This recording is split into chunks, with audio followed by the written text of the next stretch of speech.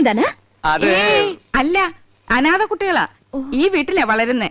ഞങ്ങളെ അച്ഛാമ്മന്നേ വിളിക്കൂ. പാവം, இந்த 3 പേരും ഓർഫൻസാ? അതെ, അത് 5 ചേച്ചിയുടെ ഓർഫൻസാ. ഈ 2 പേരുമാ ഞങ്ങളുടെ ഓർഫൻസ്. എന്താ ഓർഫൻസ് എന്ന് പറഞ്ഞ മക്കളെന്നല്ലേ? കഴുതേ, ഓർഫൻസ് എന്ന് പറഞ്ഞ അനാഥരെന്ന അർത്ഥം. അറിയാമല്ലേ, പറയാൻ പോരുത്. ശരി, വരൂ, സ്കൂൾ ഡ്രിങ്ക്സ് കുടിക്കാം.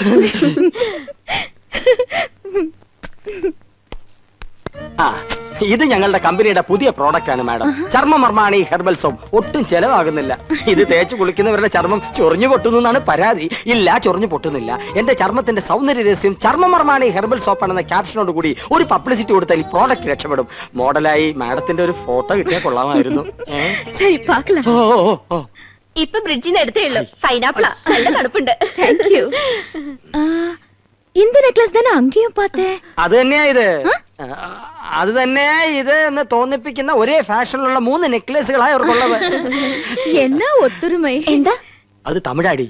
നിങ്ങൾ 3 എരുമകൾ ഒരുപോലാണെന്ന്. ഒറ്റെരുമൈ. ഒന്ന് പോ ചേട്ടാ. അധികം ആട്ടണ്ട, ഊരി പോരും. ഹായ്, അഴകാന കൂന്തൽ. കുന്തമോ? കുന്തമല്ലടി, കൂന്തൽ, തലമുടി. കാണുന്നവർക്കല്ലേ എന്റെ മുടിയെ പറ്റി ഭയങ്കര അഭിപ്രായ. പക്ഷെ എനിക്കിതൊരു ഭാരമായിട്ടാ തോന്നണേ. വീട്ടിലെല്ലാവർക്കും ഇങ്ങനെയാ. അമ്മയ്ക്കാണെങ്കിൽ ഉപ്പൂറ്റ് വരെ മുടിയുണ്ട്. ഓ, ഹെറിഡിറ്ററി. ഏയ്, ആ എണ്ണ ഞാൻ തേക്കില്ല. നല്ല കാച്ചെണ്ണ തേക്കണത്. ചേച്ചി, ഊണ് കഴിക്കാറായി. ഇതാ വരുന്നു. എന്താ? അയ്യോ, എന്റെ തലമുടി മാറ്റിക്കോ.